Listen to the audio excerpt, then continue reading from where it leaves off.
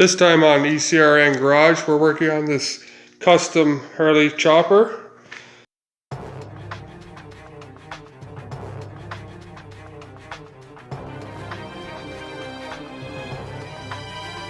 This time on ECRN Garage, we're working on this custom Harley chopper. It's a friend of mine's, he bought a couple years ago. It was never completed, it was a project that was abandoned. Anyway, he's asked me if I would help him wire up this bike. So this is what we got the Motogadget M unit for. So we just started tonight. So we ended up putting the M unit down in this battery box. And I started running the wires for the inputs and outputs. I separated them all.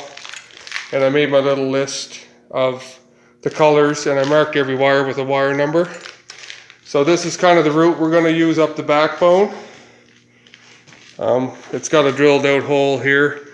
We're going to hide all these wires in the backbone. And then coming out up here up into the headlight.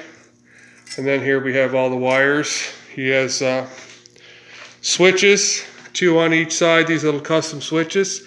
So we're going to have left signal light, right signal light, high, low beam, and horn. And that's going to be about it for this evening.